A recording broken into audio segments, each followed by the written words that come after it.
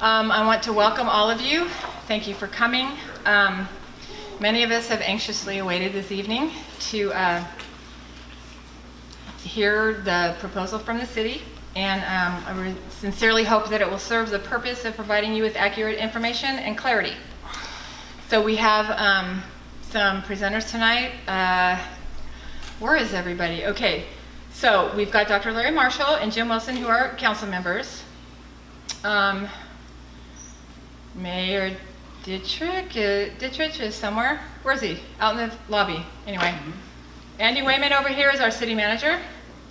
Police Chief James Mills. Fire Chief Tommy Davis. Assistant City Attorney Jim Hinderacher. Right? City manager. What? Attorney. Yeah.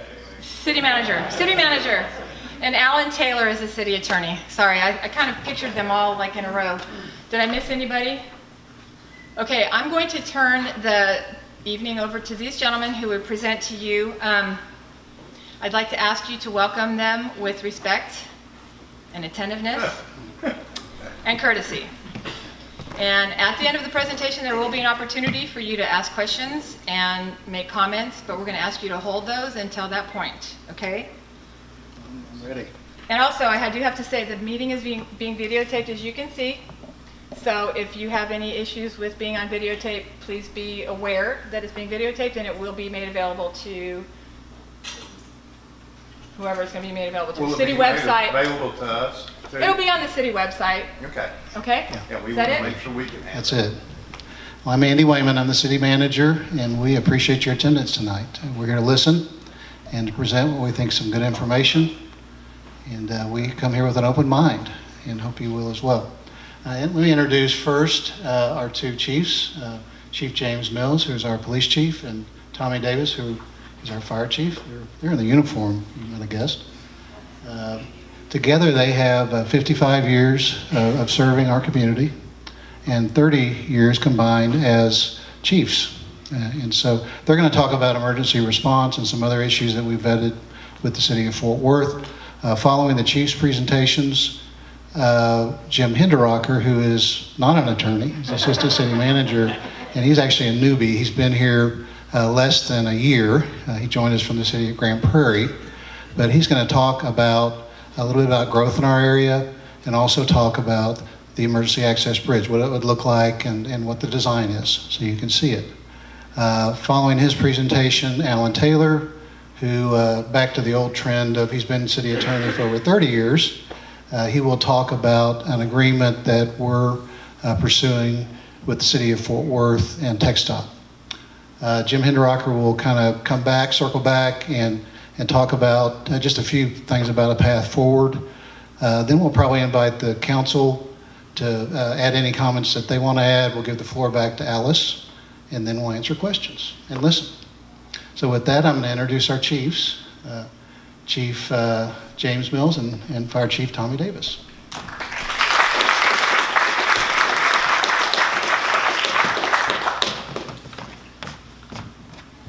Okay, first let me thank y'all for inviting us here tonight. This is, in the 24 years that I've been with the city, probably the most significant public safety project that's been discussed. So it's very compelling for us, and we appreciate you taking the time out of your schedule to come listen to this information. Our presentation is a little bit data heavy. I'm sorry, I know data can get boring sometimes, but it is significant to what we're talking about tonight. So let me start off and just say that our city is separated into different geographical areas for police districts and fire districts. Tonight, obviously, we're talking about Northeast Benbrook. That is our police district 54, and it's what the fire department calls their district 300. So as we go through the presentation, if you see those two terms, we're talking about the same area. It's Northeast Benbrook. And so to illustrate that on a map, if you see on the right-hand side, the yellow area that's labeled 54, that's police district 54 and fire district 300, or we may slip up and call it Northeast Benbrook, but any three of those terms, we're talking about that area. You will notice that it includes part of Ridgely Country Club. About 8 years ago, we did a redistricting in our city. This district used to include all the way over to West Vickery. We cut that off of there because of response times and call load and other things to redistribute our workload. But we do still have that area of Ridgely Country Club in there. I've had some questions about that and how that relates to this bridge project. Any emergency access bridge would have minimal impact on that area. But when we look at the calls for that, that makes up about 7% of the calls in that police district. 93% of the calls in this police district are in the Montdale Southwest Boulevard corridor area. So what we did is we went and took our 2016 call numbers and subtracted Ridgely Country Club to see what the response time was, and it reduced our average response time for by about 2 seconds. So Ridgely Country Club doesn't have a great impact on the numbers that we're talking about tonight. And on the fire side, real quick, we're in the same area. The fire department ran roughly 871 calls to that district, but only about 30 of those calls last year were to Ridgely, and 23 the year before. So it's right around that same number. Our total number of calls in 54 district stays relatively stable. We don't see a lot of fluctuation. It's going to stay around 26 to 2,800 calls each year. The area is built out. We don't see a lot of growth, so we don't see large increases in call volume. So you can see here that it's relatively stable. We don't see a lot of fluctuation.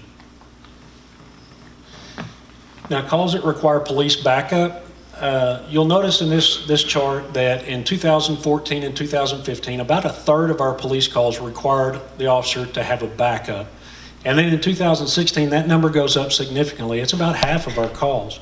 And I'd like to explain to you why that is. In July of 2016, 12 police officers in Dallas were shot and ambushed. 5 of them were killed. Shortly afterwards, in Baton Rouge, there was another ambush and 3 officers were killed. There were other ambushes across the country, very strong anti-police sentiment. We had a local incident that we believe was a possible ambush attempt. We received information from another agency that a suicidal subject armed with an assault rifle that they were looking for. They had pinged his cell phone, and he was sitting in a parking lot across the street from our police station, and sat there for about 15 minutes and then left. And so we felt like that was possibly an ambush. So about mid-2016, we changed our policy on police backups. We provide more frequent police backups now. Our philosophy on that is if we're going to encounter that type of situation, we want our officers to have every advantage and every opportunity to survive that type of encounter. So that's the reason for the increase. And we instituted that about mid-year, so I suspect 2017 that number is going to go up even more now that we've been doing that for a full year. So that's the reason for that increase on backups. Number of calls inside what we call 300 district, Northeast Benbrook. Over last year in 2016, there was 871 calls. 875 the year before that in 2015. So our numbers are staying right around the same amount. So there hasn't been any increase or significant decrease one way or another. We've been just keeping a pretty much same platform each year. As you can see here again, the calls by district. 100 district is South Benbrook. 200 district is Northwest Benbrook, and then the 300 is Northeast Benbrook, your area. So you can see the differences. Naturally, we run the most of our calls are in District 100, which includes all of South Benbrook, Highway 377, all the way down to the city limits. So that's always going to be we run more calls in that area because it's just the older part of Benbrook. So if you look at call load, we start looking at response times and how that compares to the rest of the city. You'll see that in Northeast Benbrook, or District 54, our average response times are about a minute higher than what we can provide for the rest of the city. And you might look at 3 minutes, 53 seconds, up there around 4 minutes, and think that's a pretty good response time when compared to Fort Worth. And it is, but we're not trying to compare ourselves to Fort Worth. That's not any goal that we've ever set. It's not our standard. What we're wanting to do is provide services that are more in line with what we're able to do for the rest of the city. And that's to get it down there around, below 3 minutes.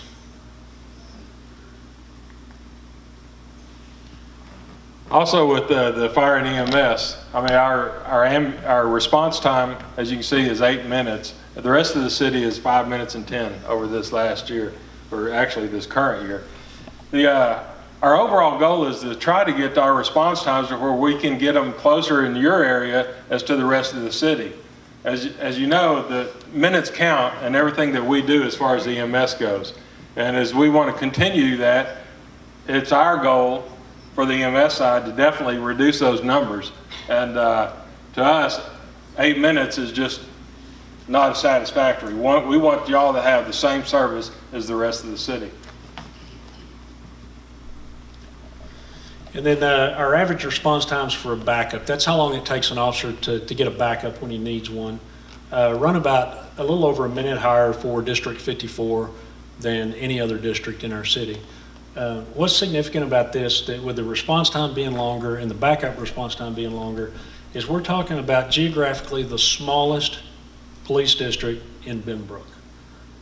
But yet our response times are higher and it takes longer to get a backup. Well, you know, unless you know how this works, that might not make sense to you. But what happens to us is that secondary call. When the District 54 officer is dispatched on a call, or he's at the jail booking somebody in, or he's tied up in some other way, and that second call comes in. Now we've got to bring an officer from another area of town, and so we end up, the district officer gets a lot of really short response times, right? Because he's in a small geographical area. But then we get quite a few of these extended responses where an officer's having to come from another part of town and drive a long way around to get there. And so what that does is it drives those times up. It drives up that initial response and it drives up this backup time as well. So when we look at extended calls and we look at any call over 8 minutes, and we see that our smallest police district has the most calls that have an extended response time, a response time of over 8 minutes, significantly higher. Now, if you look at the chart, the blue bar is 51 district, and you see that from 14 to 15, it doubles. Well, that's because of the Benbrook Boulevard construction. So we anticipate that number will probably go back down to normal levels after that construction is complete. But even with that, 54 district still remains the leader in extended response times on police calls for service.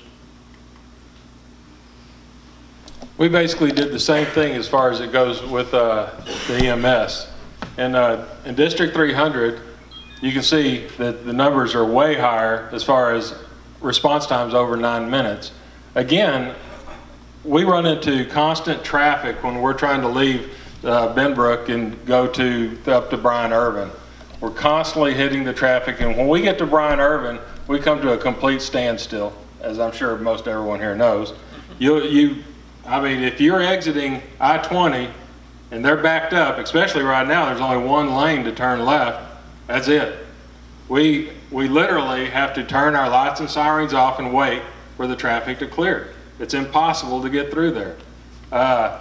So when minutes count, this is a big factor as why we wind up running calls over 9 minutes just to get to that area because of traffic issues.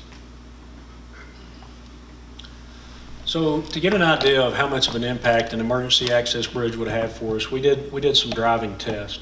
And to kind of explain our process and our methodology, we started at our police station. That was the response location we chose. And gives us a pretty good idea of responding from the center of our city, or a fairly good idea of responding from the fire station. And we picked 3 different locations within the district.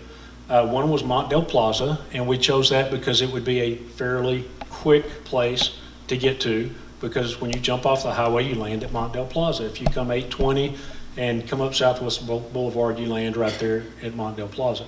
So that would give us kind of a lower time. We chose the location of the Duck Pond, which was more central, traveled through some residential and a couple of stop signs into kind of a central location within the district. And then we chose a location on Meadow Park, which is further south, which would be even more greatly impacted by an emergency access bridge. So we drove those routes 3 different times of the day. Each one we drove in the morning, we drove in the evening, and we drove midday. And we did that multiple times. We did it 3 times each. So we had 3 locations, 3 times of the day. And we took that data set and we came up with these averages, just an average driving time. And these were normal conditions. We didn't have lights and sirens. We didn't run stop signs or red lights, cause traffic to yield to our right of way. We just drove just like anybody would, obeying the traffic laws and driving the speed limit. And so our average driving route time for Southwest Loop 820 was 9 minutes and 43 seconds. Going West Vickery was 7 minutes, 11 seconds. And an emergency access bridge route was 4 minutes and 10 seconds. And the way we got that is by timing it and driving to where a bridge would begin and then stop the clock, and we went around to the other side and finished timing to the location that we were driving to. And so we saw that an emergency access bridge would have a very significant impact on our times. So there's been several alternative options that have been discussed. We looked at those. One involves increased police staffing, hire more people so that we just keep 2 officers up here all the time, building a fire and EMS station and staffing that, and a potential service swap with the city of Fort Worth and MedStar. And so we looked at the cost. For us to add an additional officer in this district full-time would cost us about $500,000 a year.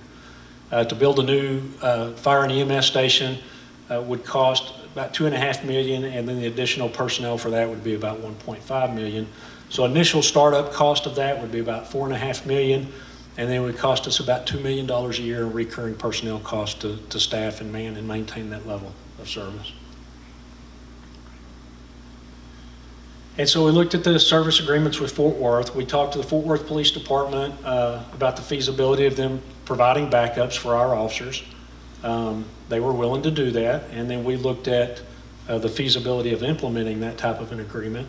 And we also looked at a formal service agreement with the Fort Worth Fire Department and MedStar to just take over fire and EMS services in Northeast Benbrook. As you can see, this map outlines, you can barely see it, not the greatest map, but you can barely see where Northeast Benbrook and the Ridgely area are on this map. The rest of the city, this is what we call our ESN 172. This is the area that we cover for the city of Benbrook for our ambulances and fire apparatus. And so Chief Davis and I had some concerns about a service agreement that we wanted to bring up and discuss. One is that in Benbrook, we provide a first responder service. And what that means for you as a citizen is that Benbrook police are dispatched on every fire and EMS call. That's not the case in most cities. And so our officers, they have basic training in first aid, CPR. We carry automatic defibrillators in our cars, first aid kits, and we're the first to respond. You know, if you've ever called for an ambulance in Benbrook, chances are a police officer was the first one in your door. And we can provide those emergency first aid procedures until EMS arrives. Let me jump in real quick. Part of on that is that realize that our Benbrook police officers, being that they run first responder, once they arrive on a scene of any type of incident, a cardiac incident, possible stroke, anything like that, and if a monitor needs to be put on the patient, they have an AED that is in the trunk of their police cars. They're able to immediately utilize that. The police officers are maybe doing CPR, have the AED already put in place and already, utilizing these skills, and they're constantly telling us over their radios what's going on before we even get there. So our ambulance services already have knowledge of the incident, the scene, and everything. When we get there, we're able to interact with the police department to be able to take over the services and never skip a beat. And so as Chief Davis mentioned, we do have those direct communications between fire and EMS and police units and our dispatch.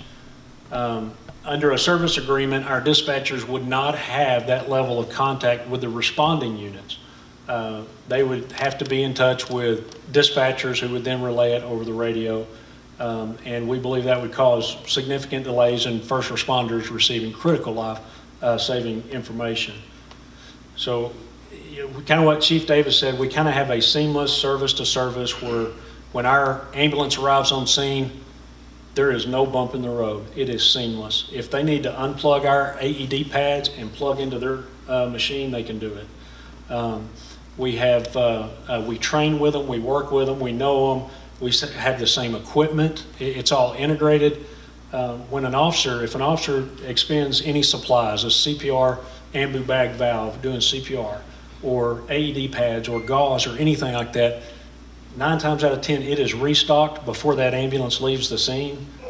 And that officer, when he goes back into service, he is fully equipped. He doesn't have to turn in an equipment request and say, I used my mask on this call and I need another one. He doesn't have to finish the shift without AED pads. We are fully functional after we clear that call. So it's pretty seamless.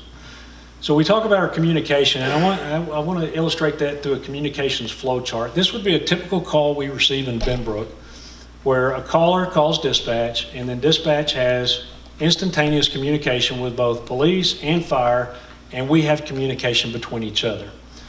The way that makes us so efficient is when our officers arrive and they're providing care, they can give updates to the ambulance crew.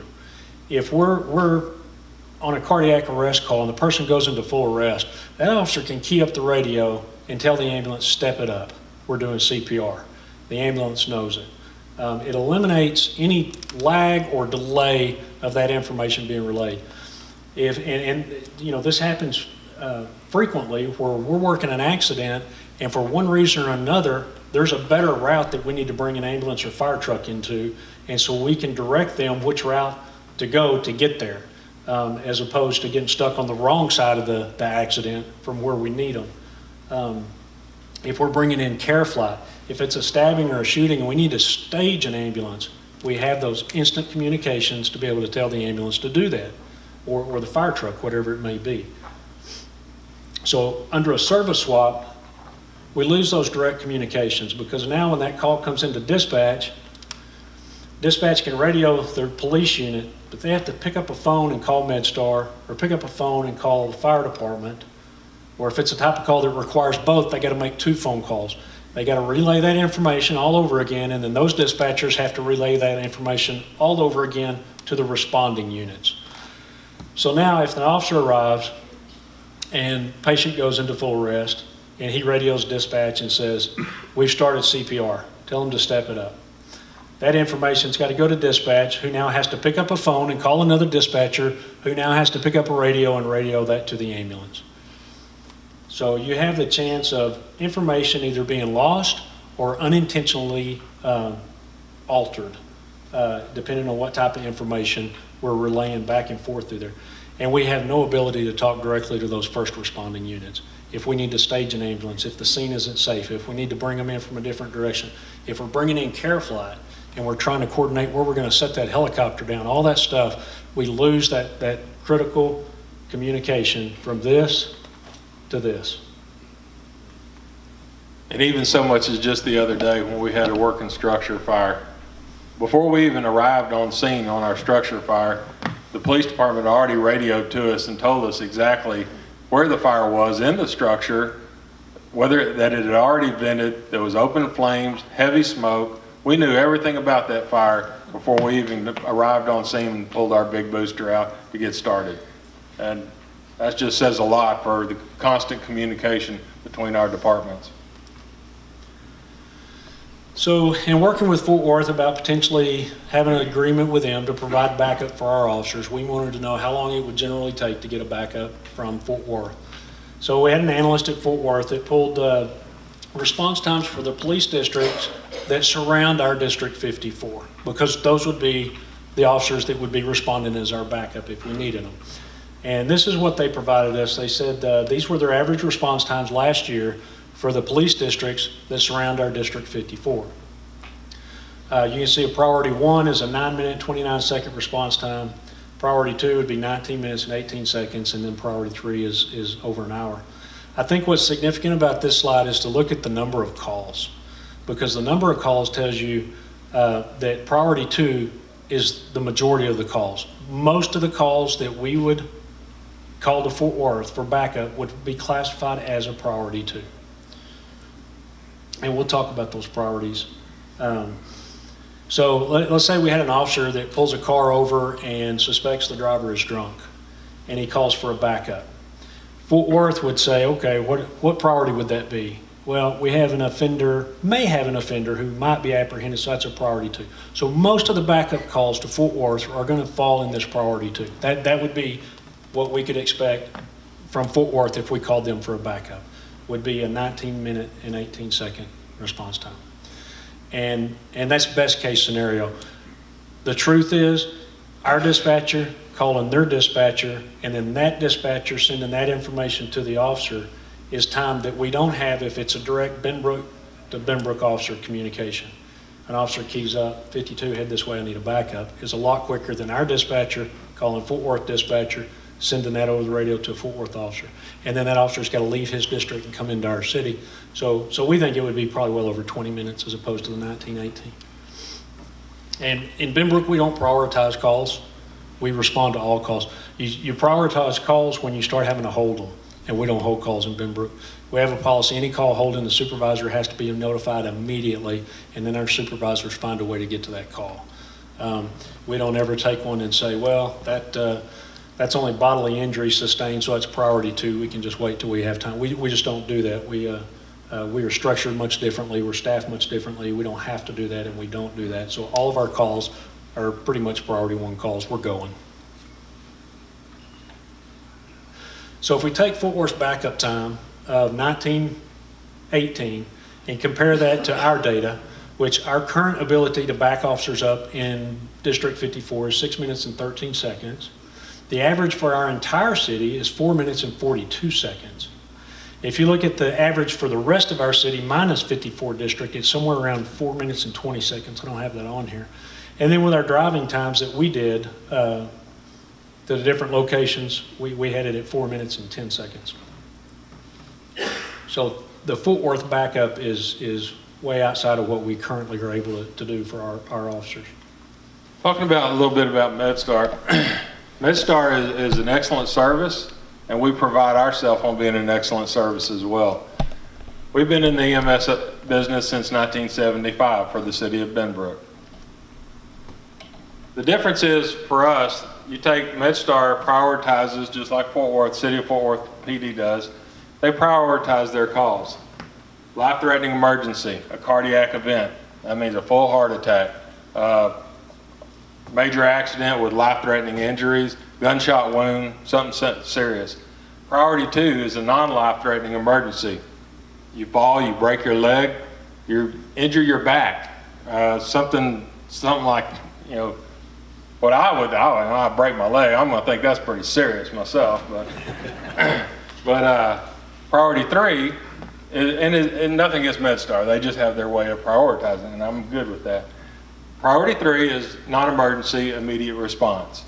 If you've been running a fever for the last couple of days, you haven't been sick, flu-like symptoms, you need to go to the hospital, you don't have anyone else to get you there, however, anything could happen during that time frame.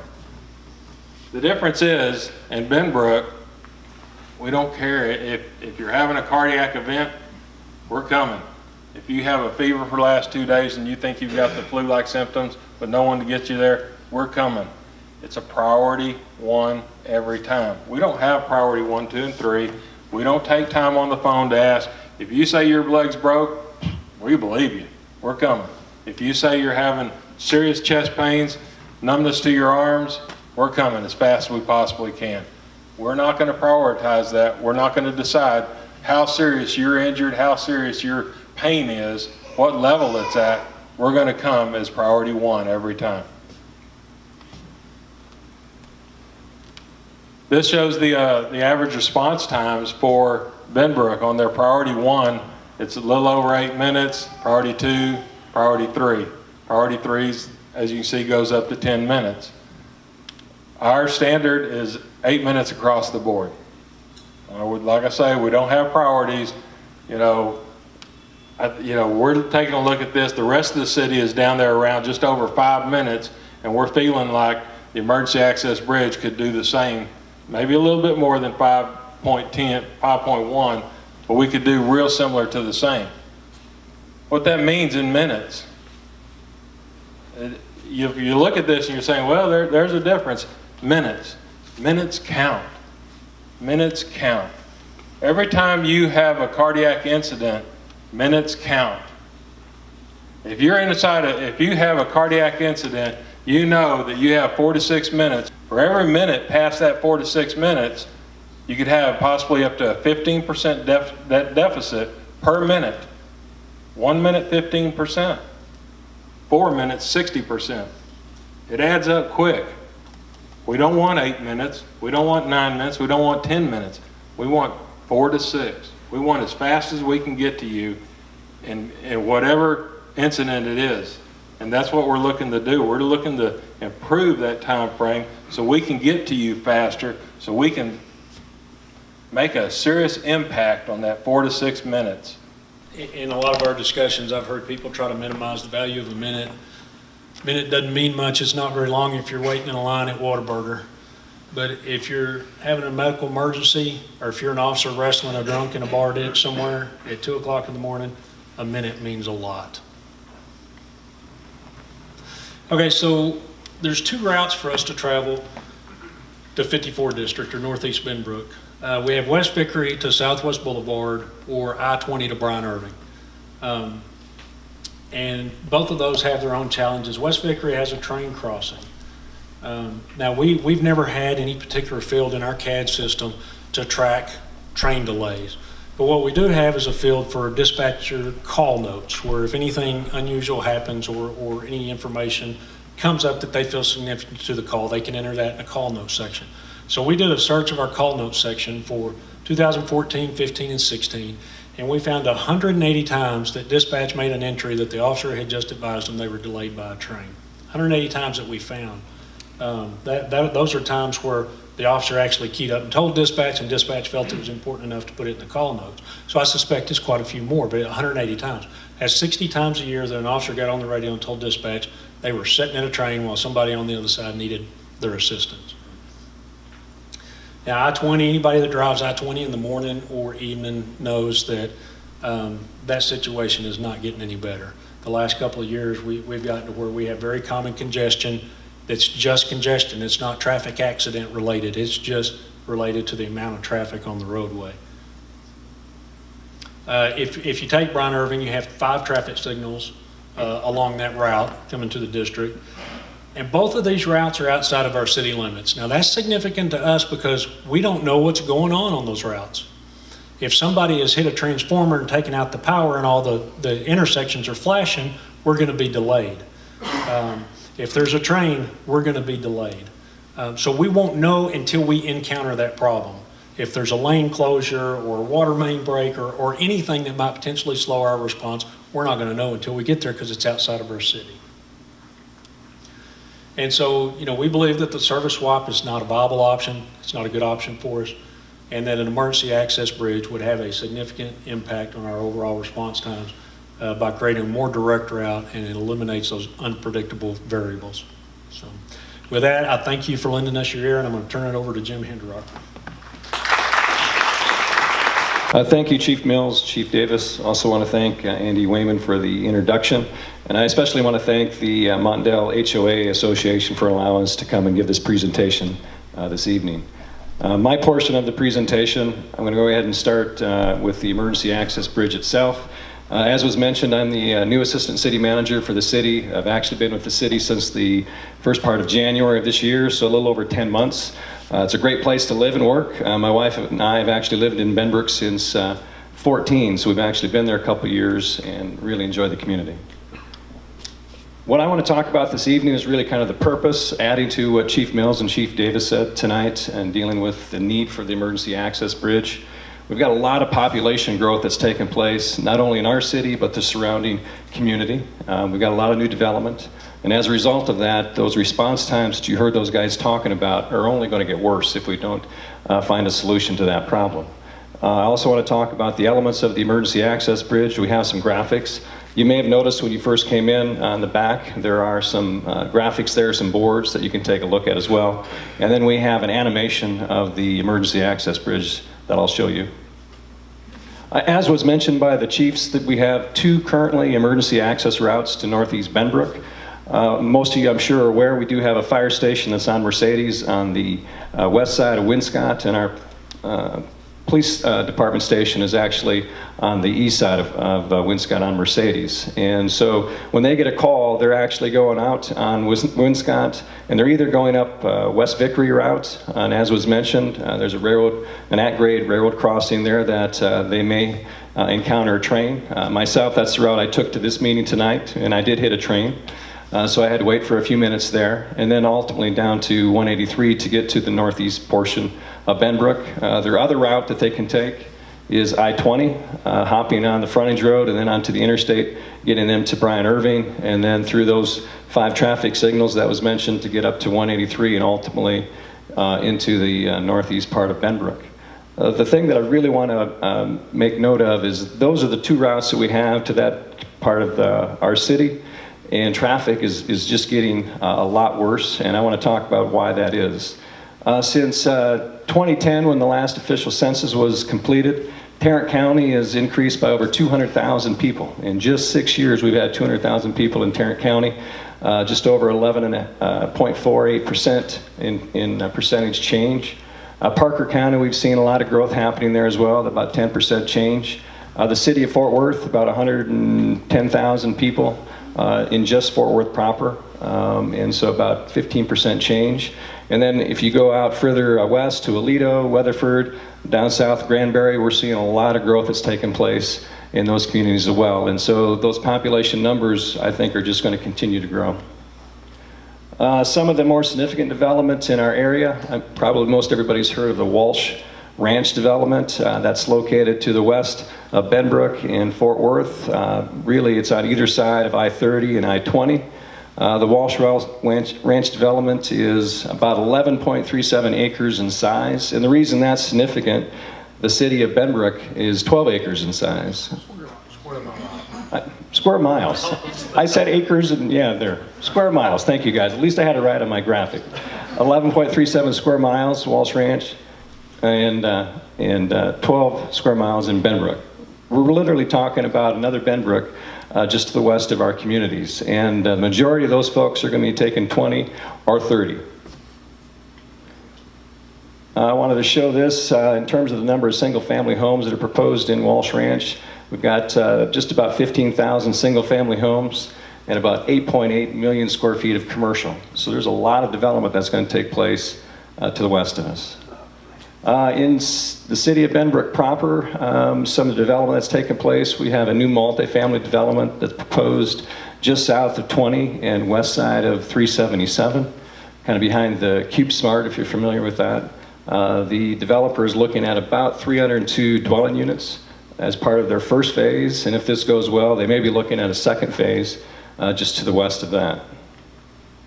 Further south, kind of in the southwest portion of our community, on the Benbrook side, we've got the Whitestone Crest development. There's a total of 82 lots that are recently platted, and actually the infrastructure is in place and homes are under construction. Just to the south of that is the Whitestone Crest Phase 2, which is an additional 82 lots that are close to be platted, and those will be part of development in the near future. And then Ventana, a very large development that is in Fort Worth. Right now, they have a 5-phase development that's platted. About a couple hundred lots are actually platted and built and under construction right now. But what you're seeing there is about 927 lots total that are proposed for Ventana, and they're going to wind up continuing to come to the south and ultimately tie into 377 at completion. Why is all this important? I really want to talk about the average daily trips on I-20. TxDOT has some traffic count stations that are located along I-20, also along 183. If you look and see the little red dots with those numbers that are on 20, those are those traffic stations. They've been taking traffic counts. The graphic that I'm showing here has been going on since 2007. From 2007 to 2014, there's roughly about 82,000 to 86,000 trips per day on the interstate. So you got a pretty average number of trips that are taking place, but in 15 you start to see that traffic count jump up to 94,000. Myself personally, my wife and I moved to Benbrook in 14, and I commuted to Grand Prairie. And my daily commute through this stretch of Benbrook and Fort Worth really had not been a problem at all. I rarely ran into any traffic issues on this section of 20. It really wasn't until I got to 20 and 820, and then by the Parks Mall is where you really had some issues. But I noticed in 2015, 2016, traffic started getting a lot worse. And if you take a look at the stats here, they're projecting in 2035, our traffic counts on 20 will be 125,790. So a significant increase in terms of the daily trips. I also want to look at some numbers that we're experiencing on Bel Air. These are the average daily trips, and these were traffic counts that were taken about a month ago. Starting on the very top end of the graphic, if you take a look at the southbound trips on Bel Air, we had about 1,284 trips average daily. Northbound, 1,252. If we come down south of Legend on Bel Air, we had 1,843 southbound and 1,783 northbound. And I think if you take a look at Legend, you can see we've actually had some cut-through traffic. I think folks ultimately getting back to the greater part of Fort Worth, we're showing 816 eastbound and 518 westbound trips per day. So a significant amount of traffic on Bel Air and Legend. This particular graphic here, what I wanted to show, there are some improvements that are taking place that are planned on 20 as well as on the interchange. This first graphic that I'm showing, we do have a schematic design that is currently in the works for adding an additional lane both eastbound and westbound on I-20, one additional lane each way. Right now that's in a design stage. They're looking to have that completed by June of 18 as far as the design itself. The project is not funded and it's not scheduled for construction. It's really just a schematic that will be ready to go once they have funding for that particular project. The thing that I really want to point out with this is even with this project, if this were to be let, we're still dealing with a situation where the traffic is going to continue to be worsening based on the numbers that we're showing. This is really just trying to maintain the same level of service that we currently have now today. We do have a bridge expansion that's taking place right now that's currently under construction. Widening of the Brian Irving Bridge. They're wanting to have a total of 6 through lanes, and they also want to have some dedicated turn lanes. They estimated in September of this year about 30% complete, and the project's supposed to be primarily wrapped up around June of 18. And again, even with these additional lanes that are proposing here, you're still dealing with probably the same level of service that you're currently experiencing now when you start looking at those population projections that I spoke of. So now I want to look at the study itself as far as the bridge. We have some graphics here and get into some of the engineering details of the bridge itself. There's also some hydraulics and then wind up with some projected cost of the project. So this is a location map. We have obviously I-20 running through the center of the graphic, and we have Bel Air, Ridgely Country Club, Mont, just to give you some orientation. And then we have the Clear Fork Bridge, or excuse me, the Clear Fork Trinity River, and then the bridge itself would be located right here. Get you a little closer here to what we're looking at. The way this is set up right now, the frontage road is a one-way frontage road. Access to this frontage road is off of Winscott. And so if you're coming this direction to the east, that's about a 50-mile-an-hour posted road. As you go underneath I-20 in the center, this area right here, it's 25 miles an hour, and then back to the west, again one way, about a 50-mile-an-hour roadway. Bel Air Drive is a two-way roadway located right here, and that is a 30-mile-an-hour roadway. One of the things that is on the Bel Air Drive is the Trinity Trail system on either side of the street itself. And so that's an on-street bike ped lane. As part of this particular project, the bridge itself will not have any impact on either the Bel Air Drive or the frontage road in terms of construction. Really, there will be no reconstruction of either one of those roadways. Fortunately, the way this bridge design is laid out, it's really just a tie-in of the pavement structure of the structure itself. So there'll be really no impact on either one of those roadways or the bike lane. Just a little more close-up of the bridge alignment itself. And right now, this is the proposed alignment for the emergency access bridge. The west bank of the bridge would be tying into the frontage road at approximately this location, and conversely, the east bank would be tying into Bel Air at this location here, opposite Meadows Park Court. So that's a general location at this point in time. That could deviate slightly, but that's really close to where it's likely to be. This graphic is one I definitely want to make sure people saw. This bridge is a concrete structure. It is proposed to be a single lane only access bridge. The bridge itself is 17 feet 4 inches wide at its entirety. The travel lane, a single lane access, is 15 feet wide. The reason for that is that with 15 feet, there is zero chance that this can be converted to a 2-lane street. Because this is located in TxDOT right-of-way, their standard requires that the travel lane be 15 feet wide. So if you were to have a 2-lane roadway, you have to have at least 30 feet to accommodate that. If it had been a local road, you maybe could squeeze that down to 12-foot lanes. So you're looking at 24 feet for a 2-lane bridge. And as you can see from this graphic, we're talking about a 15-foot lane. So there's just no way that this could be converted to a 2-lane bridge. And that's by design. In terms of the layout,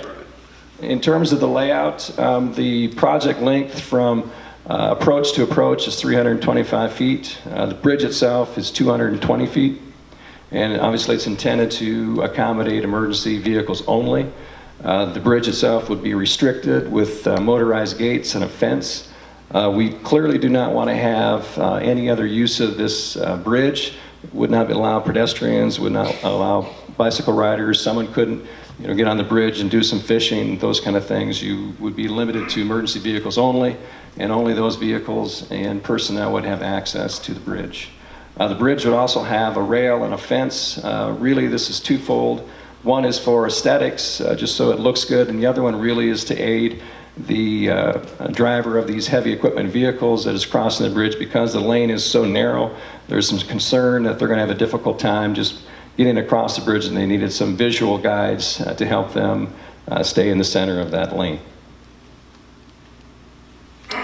Some of the engineering side of this proposal, we've got a schematic design here. Kind of in the center of this graphic, this is the Clear Fork Trinity River channel right here.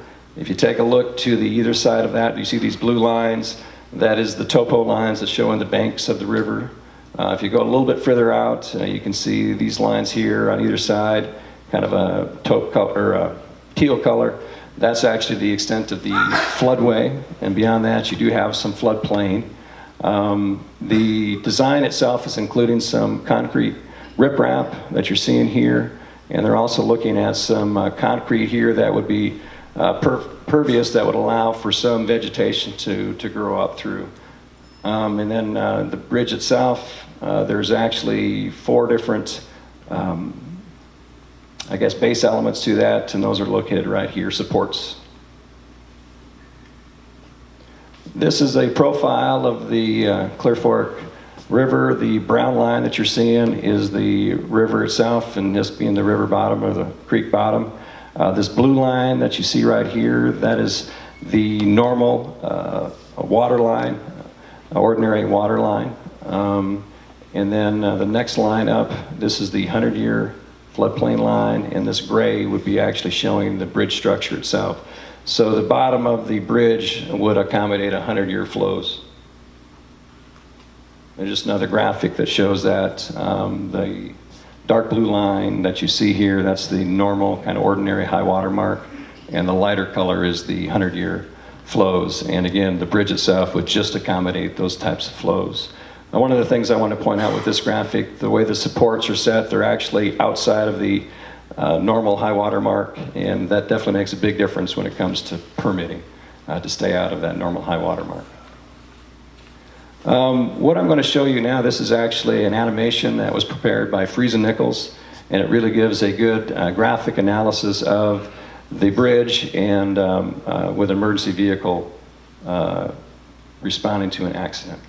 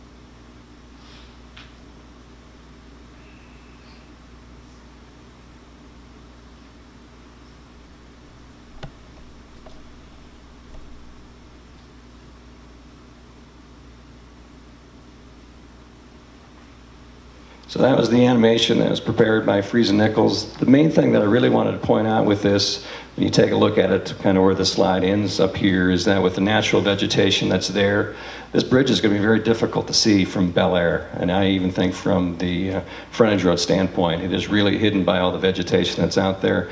As part of the design, they were very fortunate in terms of the bank on either side. It's really pretty even, and so you don't need to have a very tall bridge structure, and so it actually is concealed in there pretty well. Just some other graphics that I wanted to point out. This is an east view from I-20 frontage road. This is the east view from the I-20 road, just a little closer shot to kind of show what that gate could look like and the fence could look like. North view from I-20 frontage road. And again, you can see all the vegetation, very difficult to really see the bridge. And a north view from I-20. North view from Bel Air Drive.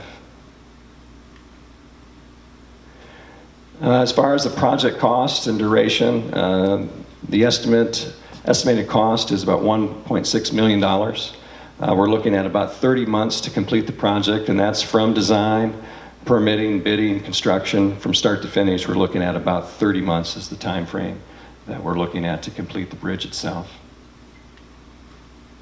And with that, I'm going to go ahead and end my portion of the presentation and turn it over to our city attorney, Mr. Taylor.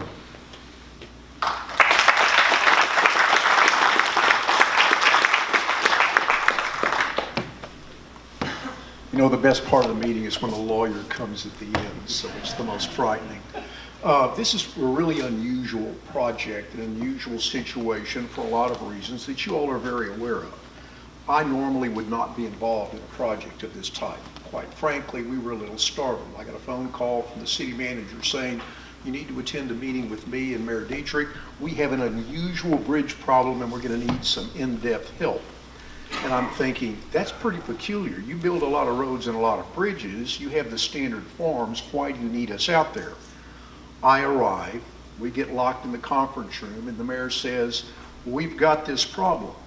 We have a need for an emergency access bridge to meet a compelling public need in the community, but we've got some underlying public policy issues that we normally don't encounter. I said, could you explain that?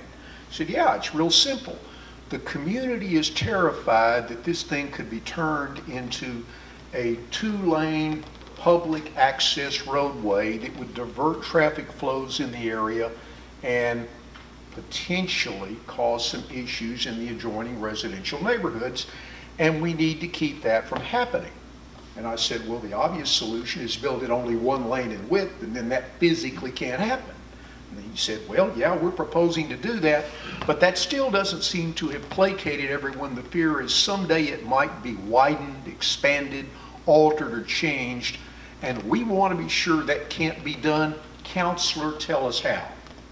I'm sitting here going, okay, now I've got a problem I don't routinely encounter. I'm city attorney through my firm to 39 different cities and have done this for 35 years. And I've never had a city that wants to be put in a situation where they're locked down and can't expand a facility. Can you do it? Well, maybe, but it won't be easy. No one wants to kid anybody. You all are well aware. There is a large body of law that says that a city council then sitting on a current project can't bind a future council from exercising legislative discretion if circumstances change. So the obvious fear is at some point in the future, another city council might want to take a different approach. How do you stop that? Well, we talk first about a contract. Perhaps we enter into a contract with some local group under which we commit in writing that we will not alter the character of the emergency access bridge. That sounds good. What's the problem? You can't bind a future council with the current contract. Unless a local group, a nonprofit, contributes significant financial sums into the construction of the bridge, you don't have a binding agreement that could be enforced. Well, suppose they do and come up with $800,000 and enter into an agreement with us for a contract. Will that work? Well, no. Not really. Why? Because Benbrook is a home rule municipal corporation, a general purpose unit of government with police powers, and under Chapter 252 of the Local Government Code, eminent domain authority. It could condemn a right, even through a contract. That's not going to work. Well, how do we nail this thing down to guarantee our citizens this isn't going to change? And I said, Mayor, we've got a legislature sitting in Austin. I'm not going to guarantee anything won't change. They can't get along with one another between the House and the Senate. They could do anything down there.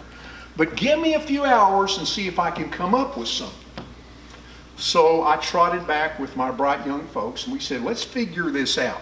How can we lock this down in a way to accomplish what the mayor and the manager want?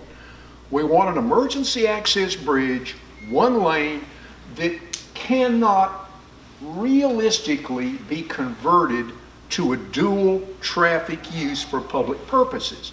How do we do it? Well, we've got to get it out from under the control of one governmental entity. If one governmental entity can make the decision, an election could change what would happen. Well, how do we do it? Let's look at who we're dealing with. The property upon which the structure is going to be built is under the control of the Texas Highway Department. They have the right-of-way control. We make them a party to the agreement. How do we do that? We go to TxDOT and we say, we want an easement or an access permit, whichever vehicle you want to use on this road section, giving permission for the emergency access bridge to be constructed. And it needs to be locked down by the State Highway Commission as permitting only an emergency access single lane bridge. And that's the extent of the authority that you give the local government. First step. But I'm not comfortable that that couldn't be evaded or eroded in some other manner. So how do I build a fail-safe? Said to the TxDOT director, don't give it to the city of Benbrook. Give the access permit or the easement to another governmental entity, the city of Fort Worth, which has different neighborhoods, different commercial issues, and different interests than those of the city of Benbrook. Grant the access easement limited only to emergency access, give it to the city of Fort Worth. Then the city of Benbrook will go to the city of Fort Worth and secure a license, a much more limited right of use, a license from the city of Fort Worth to build and operate a one-lane emergency access bridge within this easement or access area. What that does is creates a right only to operate the emergency access bridge. It's not under the control solely of the Benbrook City Council. They build the bridge and operate it, but all they can operate is a single lane emergency access bridge. If they want to change it, they have to go to the license issuer, the city of Fort Worth, and convince the mayor and council in Fort Worth that there is a compelling public purpose to do this, and it justifies Fort Worth changing the license agreement. But in order for the city of Fort Worth to do that, they have to go to Austin and get the Texas Highway Commission, after notice and hearing, to schedule an event in front of the Highway Commission and given to Fort Worth. Now, could all of that be done by some nefarious group? Theoretically, it's possible, but it's about as complicated a series of steps as you could ever envision, and it requires the cooperation of multiple government entities who have to answer to their voters, and would take months of time to work its way through the highway department in order to secure a hearing before the commissioners to change the purpose use. The other benefit is it eliminates the eminent domain threat. Under other scenarios, a home rule city could condemn a right if it needed it. But if I drag the state into it with their access permit provision, eminent domain authority, although very broad in many ways, is limited when governmental entities are fighting with one another under what's called the paramount public purpose doctrine. And the State Highway Department, in operating the major roadways, purpose would be paramount to the emergency access bridge that Benbrook would be operating, and so we would not have the ability to use eminent domain, any future council, to change the character of the bridge. No solution is perfect, but when we tried to look at all the alternatives of contracts, agreements, contributions from private entities, this approach appears to be the most effective in accomplishing what the mayor and manager have asked us to do. Fort Worth has had preliminary conversations with the district engineer, and our city manager, Mr. Wayman, has discussed it with the district engineer's office, and both cities have been told the district will support in principle what we're proposing to do. And they believe that the state will buy off on it and agree to limit the access permit or emergency access easement to a single lane, emergency only bridge. If they will commit to that and the commission will issue the authority in that mode, the city of Fort Worth staff has agreed they will request that the council go along with granting Benbrook the limited license. And we think we have fashioned a solution that will provide the greatest degree of certainty that this thing is never going to be converted to anything other than an emergency access easement. I have hesitantly reminded the mayor, you may someday come back to regret this because I will have built this trap so tight, if you all ever decide you need to do anything else, it's not going to be doable. Just be sure you're comfortable with this and you know what you're asking for, because once we lock this sucker in place, it's not going to come apart easily. And that's basically the approach that we have Who brought owns back. the bridge, Fort Worth? The bridge will be owned by the city of Benbrook, but it will be under a license that's limited only to emergency access use. And we will have a right to operate the bridge under the license from Fort Worth. And Fort Worth will limit our right only to emergency access. So they can control what happens to that bridge, Fort Worth can. No. They can recommend a change, but the highway department, if they issue their access permit as we've requested, will limit it only to a single lane emergency access bridge. Highway department owns the right of way, in essence. They would give an access permit to Fort Worth, like, for instance, an easement. They give an easement right. Fort Worth would give us something less than an easement, only a license, which is a limited use right to build and operate the bridge. We would pay for it, we would own the structure, but it would be permitted only for purposes of emergency access. We could not do anything else with it, Unless the Mr. highway Taylor? department said, unless both the city of Are you Fort done Worth. with your presentation? Because people have been asked to hold their questions and comments until the end of the complete presentation. A big part of this meeting tonight is to gather more input. We want to make sure that everybody understands the facts as they are, but we really do want to have citizen input. Another step that we're working on is just as City Attorney Taylor was talking about, we're working with TxDOT, the City of Fort Worth, to establish that easement and that license agreement, and we want to make sure we're able to actually do those things and get that vetted before bringing it any further. And with that, I think we do have some comments, my understanding, maybe from our council or mayor. We'd go ahead and let you guys do that now, and then I know we want to open it up for Q&A. Mayor Dietrich. Well, thank y'all for coming. As you can tell by the presentation, this has been a journey, and we want to make it right for our citizens. But by golly, you guys, you deserve the best emergency service that we can give you, the best time, and that's what this is really about. We need to protect our officers. We need to protect you. And what our fear is, as a council, as time goes on and traffic gets worse, that we can't do what we'd like to do for you without this bridge. You saw the alternatives.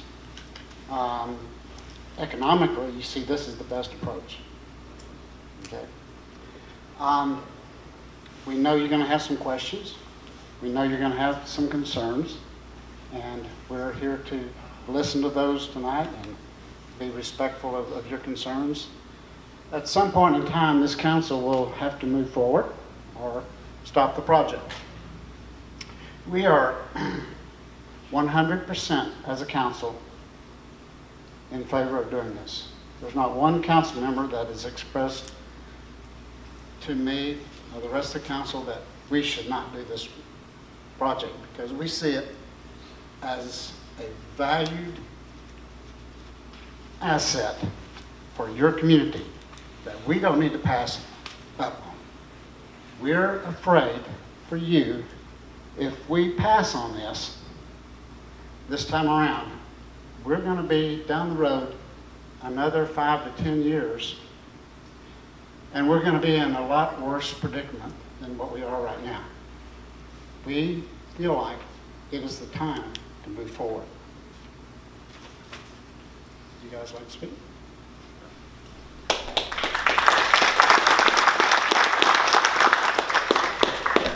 Wow, these are bright. Now I see why everyone's been looking down. Many of you I've met in the last few weeks going door to door. I've been in your neighborhoods many times before. I'd like to say thank you. Everyone's been... Who are you? Jim Wilson, on Place figured 5. You've been to my house. Yes, sir, I have. I'd like to thank you for the open doors and the graciousness of it. I'd like to thank staff. As you can see, a lot of research has gone into this. We've asked them to vet and research all the different things we've heard. And a lot of that has come from, I'd like to thank your homeowners association, because they've always been, not just in this time, but previously, very professional in being a liaison between us and your community. Back in 2010, when this first came up to me, this was a 2-lane, open to the public bridge. That was the plan, and it seemed to make sense. We needed the access. We needed to provide you better security and emergency response.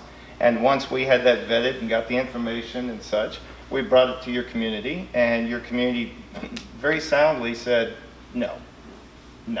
This is going to bring traffic. People are going to cut through. It's going to change our neighborhood. We don't want that. And we didn't have an answer to that. We didn't have a way to mitigate that. We hadn't considered that. I certainly hadn't considered that. So we didn't build it. We simply didn't build it because we didn't have a way to mitigate those concerns. Whether the concerns, some of them were inflated or not, really didn't matter. The fact is, they were your honest concerns, and we didn't have any way to mitigate it. We have a way to mitigate it now. We do. Single lane, emergency use, gated, with a city attorney who I understand the mayor's going to be busy for a long time signing all the legal forms that'll go with this. There's been a difficulty again this time, as there ever is with these kind of concerns and fear of changing a wonderful neighborhood. And that is that, well, the gates will come down later, they'll turn it into a regular bridge, all those sorts of things. There was, back in the spring, there was the possibility of getting federal money to help us with this bridge if we put a bike lane on it. All right? If we put a bike lane on it, there was a possibility we could get $250,000 to help us build the bridge. Financially, that would have been irresponsible of us not to seek that money. But in doing so, that meant before we had all this information, before they vetted everything, before we had the Freeze-Nichols report back, the engineering, we had to go out and bid for that. It was the North Central Texas Council of Government handles the money. Well, that meant it had to go before the Planning and Zoning Commission, it had to come before council.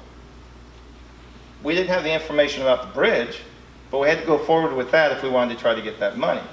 Now, I know there's been pamphlets passed out, and they're absolutely correct.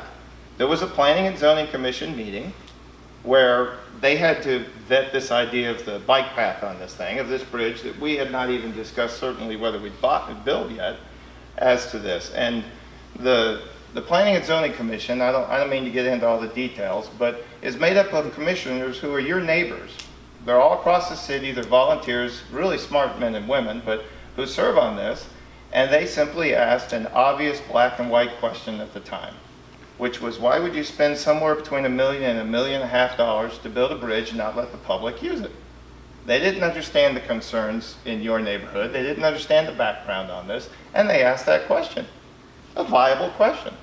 A staff member, an engineer, I'll cut him a break because I'm an engineer. I just see straight here to there, right? Answer the question as he should, black and white. He didn't know the 10-year history and the background and the concerns. He simply answered the commissioner and said, well, I understand there's concerns by the public that it would add traffic, but if they change their minds in the future, maybe we could take the gates down. Black and white, straight up, truthful answer. Okay, I could see, and the pamphlets handed out, why that would make people very concerned. Absolutely. Which is why now we're 15 feet wide. We don't have bike ped on it, so there can never be 2 lanes. It's gated, and we have an attorney putting together this plan with 3 different governmental bodies to lock it down. That's why we're there. Because we don't want the public, whether it's our constituents, you, or Meadows West and others in Fort Worth, our neighbors, to be concerned about this anymore. We need to lock it down, make everyone comfortable with it, and provide the backup to our officer and the emergency response that everyone deserves. Very much so. So thank you very much for being here.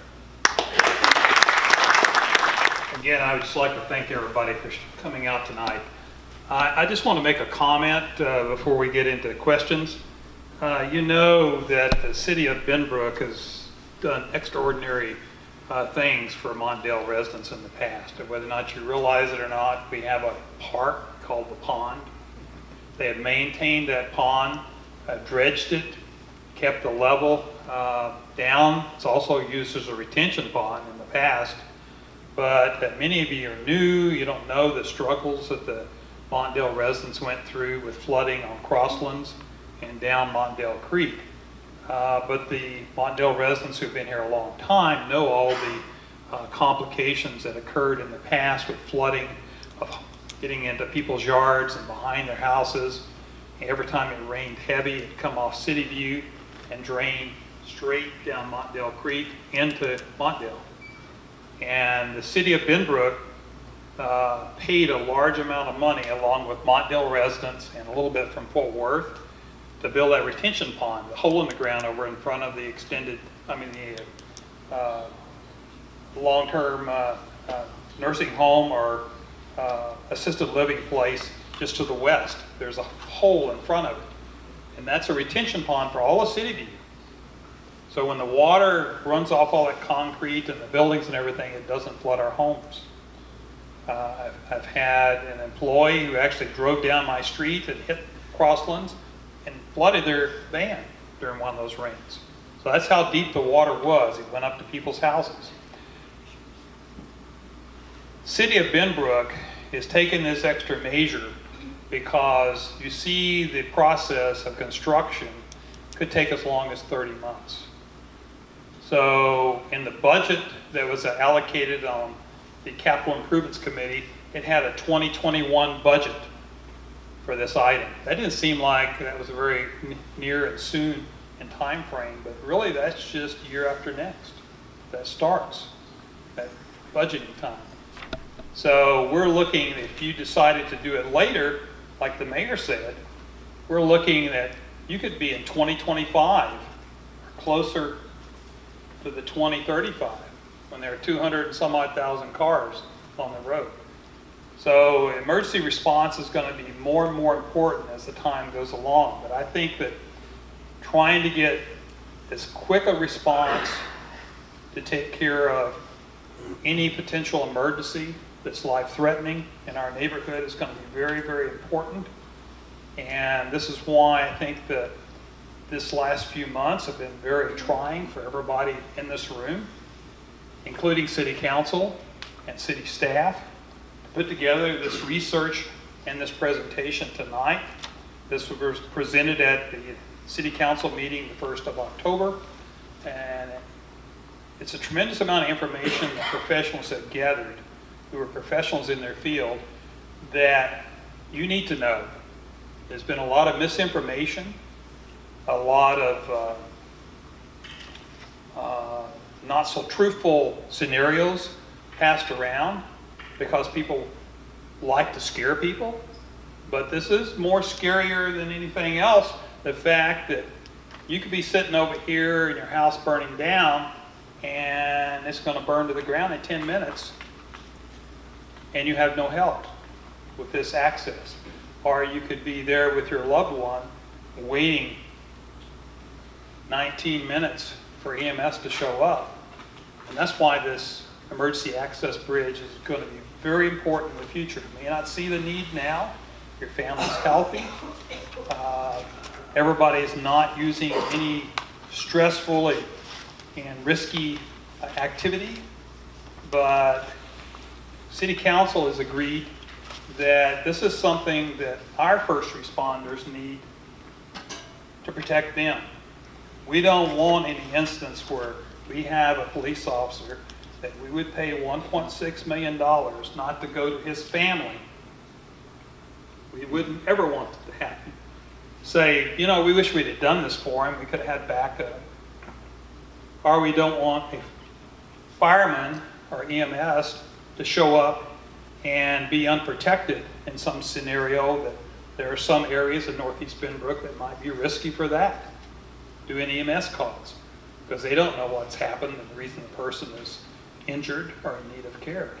But the main thing I think that our city staff has presented is a very thorough vetting of all of this with your help, because we have interacted tremendously, either negative or positive, depending on your point of view, with all the members here and all the residents in Northeast Benbrook over the last few months.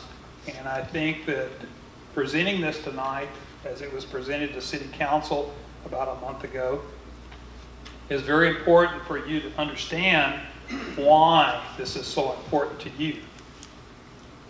And I think the fact that the City of Benbrook has always had a special relationship with the Montdale Homeowners Association is very, very important to understand. This dates back decades, okay? The city holds Northeast Benbrook, Montdale area in high regard, and you all need to remember that. That's all I want to say.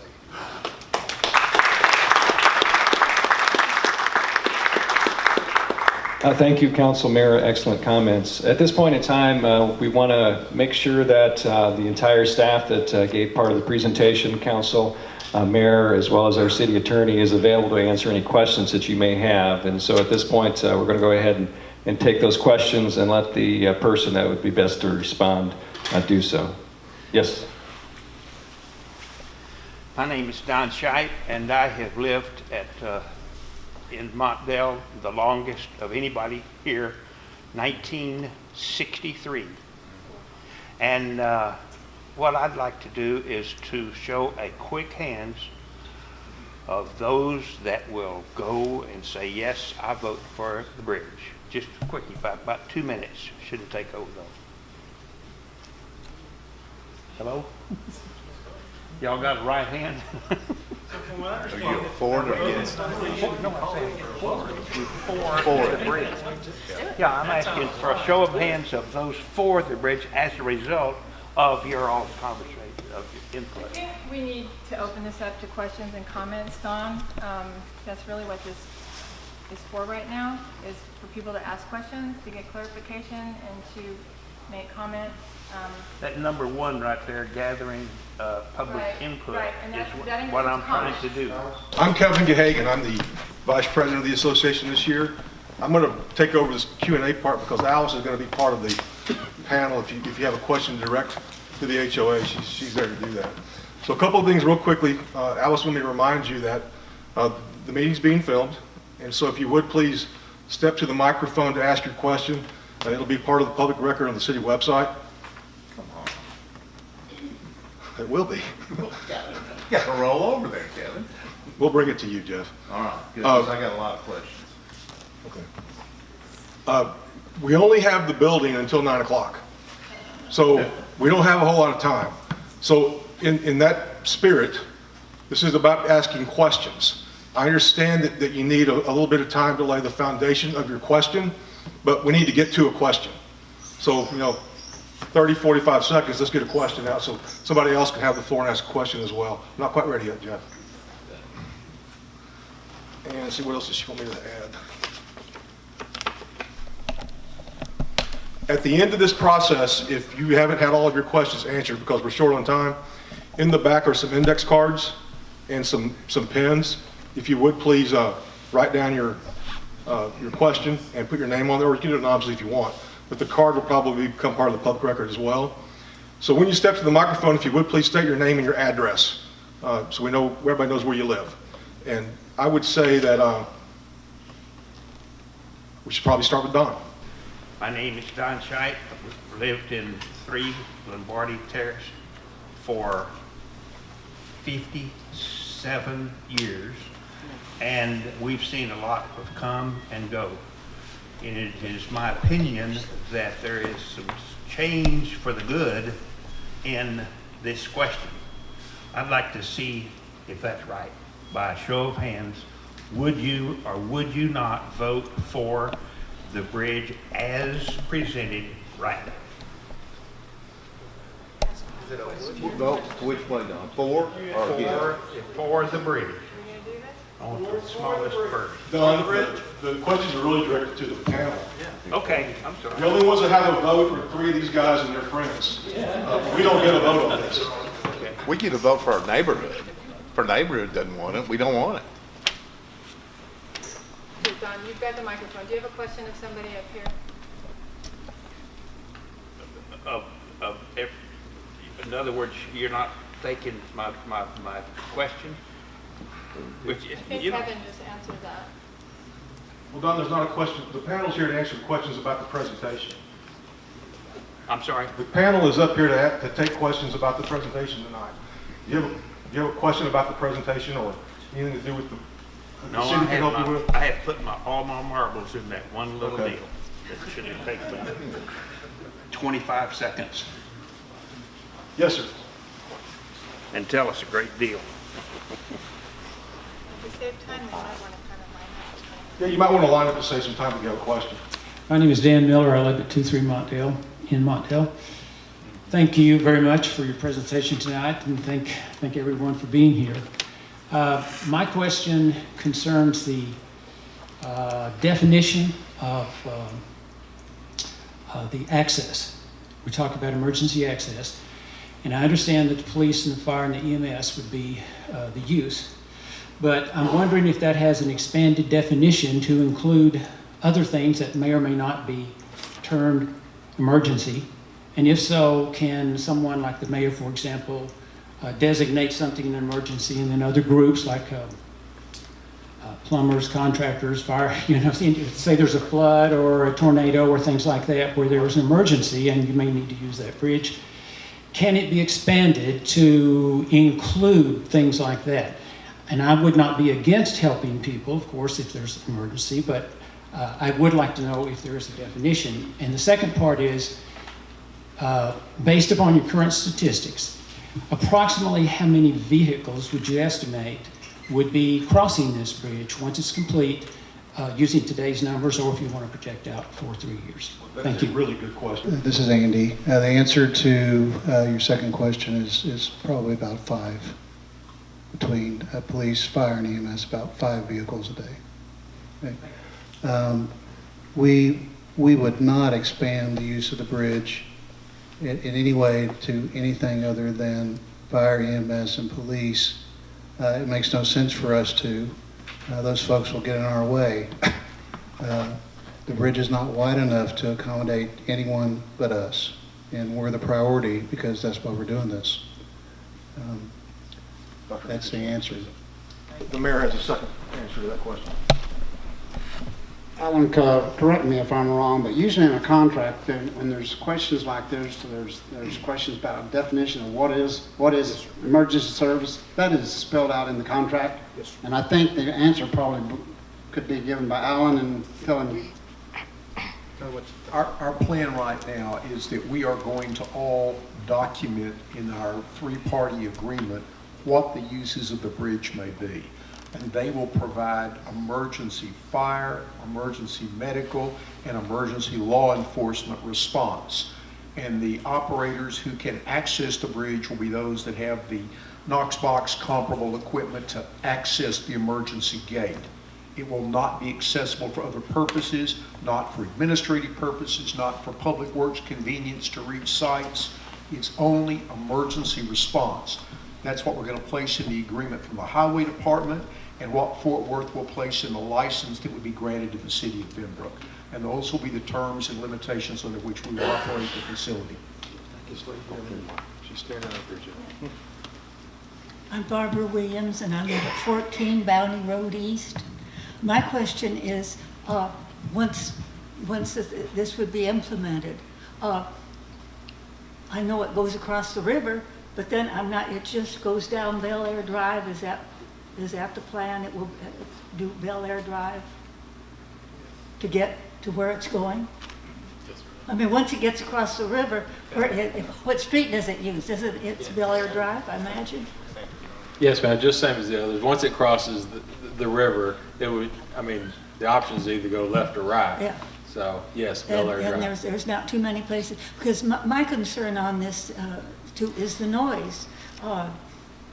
The sirens going, and particularly in the middle of the night, because those are a lot of houses down there that are facing Bel Air Drive, and I was just wondering about them. Right, so I can see your concern about air horns at 2 o'clock in the morning. Well, we have the same situation over in South Benbrook, where the fire station currently is. It's basically in part of a residential neighborhood.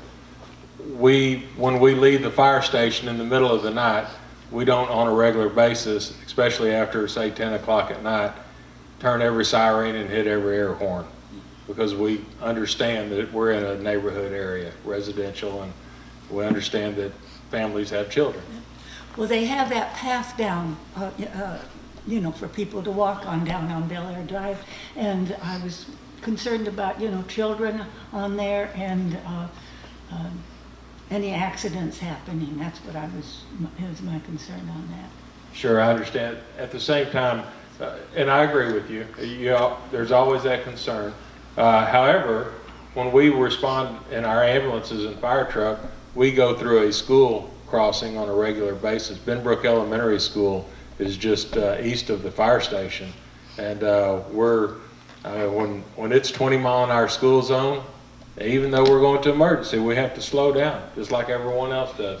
So my guys they're pretty much already educated to the fact that we understand the responsibility of driving through areas where children are. Well, I know you've been really good in the neighborhood, because a lot of times I'll see you that you are there, but I never knew that you were coming or when you arrived. That's our stealth mode. My name's Jeff Garrison. I live at 76 Legend Drive. I've got several. I'm going to ask about 3 or 4 questions, and then I'll be quiet, which will probably make most of you happy. On January the 12th, your Director of Public Services, Bennett Howard, said that they would build a 1-lane quick response bridge, but after all of us calmed down, they would make it into a complete bridge for commercial use, is my first question, and it's in the minutes from that meeting of the Planning and Zoning Commission. Number 2, has anybody made contact with TxDOT? I understand you have not. Number 3, this thing's going to take 39 months. I've talked to a few of my friends. How do you know it's going to cost 1.6? In the next 39 months, when you start building, nobody can answer how much that's going to cost. And I still don't understand who is actually going to own the bridge. Council, maybe I'm just dense and can't figure that out. So, I guess other than that, I'm not real happy about this, but answer my questions truthfully, hopefully. Well, I have spoken to TxDOT. I spoke to the district engineer last Friday. The district engineer is kind of like the president of this area of TxDOT, a very powerful position that controls hundreds and hundreds of millions of dollars. And he indicated that he was comfortable with the concept. Obviously, the devil's in the details, right? Right. But he was comfortable with the concept. The city of Fort Worth has also spoken with the same district engineer and conveyed their interest in doing the same thing. They're on board. We've already had a meeting with Fort Worth. And so I feel very positive about our path forward with TxDOT. What were the other questions? I'm sorry. How will we know it costs that much in 30 months? Well, we hired I'm going to forget these and they're going to have to prompt me. I apologize. But the question was, how will we know how much it's going to cost in 30 months or 39 months? We hired an engineering firm that does this for a living, Freeze Nichols. This is what they do, infrastructure projects. Yes, sir. And part of what they do is cost estimating. And they do it for literally hundreds and hundreds of infrastructure projects in this area. And so we're relying on their expertise, and that's the number they gave us. And we hope that they're correct. I mean, lots of market conditions could change. Right now, the construction business is going crazy. We've had natural disasters, construction prices are up, right? You remember when Fort Worth ISD had their last bond package, construction prices were lower and they actually saved money. Remember that? And they bragged about all that. That was really more of a market condition. But the bottom line is we've been given a number from a reputable authority, and we believe that that's a good number until we know otherwise. What's the other questions? Bennett Howard, he made a comment. You've already addressed that, so you want to address it again? Yeah, I'm sorry. Perhaps I didn't do a good job of addressing that earlier with my comments. You didn't address it at all, in my opinion. So. Yes, sir. Well, I'll try again. Okay. Which is that absolutely the Planning and Zoning Commissioners asked what I believe would be an obvious question of staff, which was, why would you spend $1 million, or as we've learned, $1.6 million, to build a bridge and not allow the public to use it? That commissioner did not live in Montdale that serves on our Planning and Zoning Commission. Well, his comment He was, then got, once we calm down, Sir? then they would open that up. That was his comment.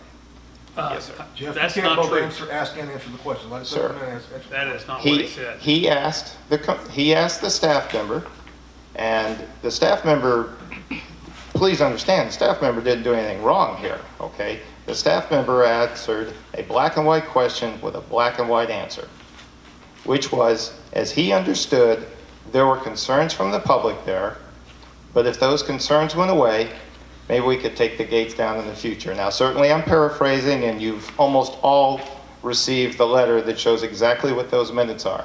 And I'm not contesting those minutes at all. That's exactly what was said. The staff member said, the public is concerned about the traffic that would be over there, but if they were to change their mind. Now, a couple interesting points. A, the staff member was absolutely correct, but B, the mayor, Dr. Marshall, myself, and our peers on council would set that policy and set that determination, not the staff member. The staff member is a professional, but they do not set that policy. Secondly, recognizing the concern of all of you, and I agree with that concern. Some people have been very nice to me and said that I trust you, but you won't always be there. Good point. Thank you. We've looked to a way to lock this down, as our city attorney has done here, to make sure that that can't happen. That even if you changed your mind over there and wanted this access, that we would have it locked down by these different governmental entities and we wouldn't be able to do so.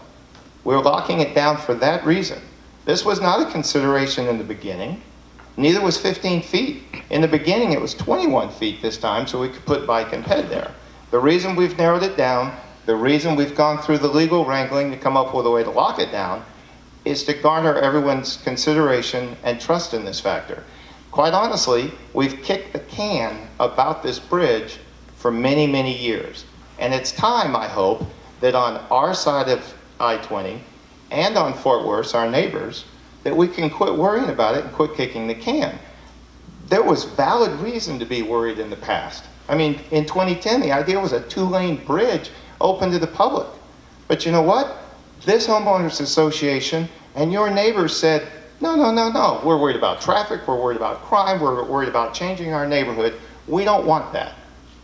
And all those things are what came into putting this together, this presentation, locking it down, narrowing the bridge. And by the way, you don't just widen the bridge. It's 15 feet. It can't be 2 lanes, all right? But we have this agreement. This is why these things are in place. The other question I asked Kevin is, I still don't understand, does Benbrook own the bridge, or Fort Worth own the bridge, or does the Texas Highway Department? We'll do this again, Jeff. Okay. Benbrook will own the bridge structure, but it will have a limited right of use. It will be permitted only to operate an emergency access use on that bridge. Since Benbrook is paying for it under Texas law, Benbrook will own it. But they have only those rights that the land interest owner conveys to them.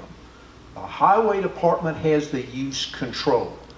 We want them to give the city of Fort Worth an access permit or an emergency access easement limited to the construction of a one-lane bridge that may only be used for emergency vehicle access. That will be all the right that Fort Worth has, nothing more.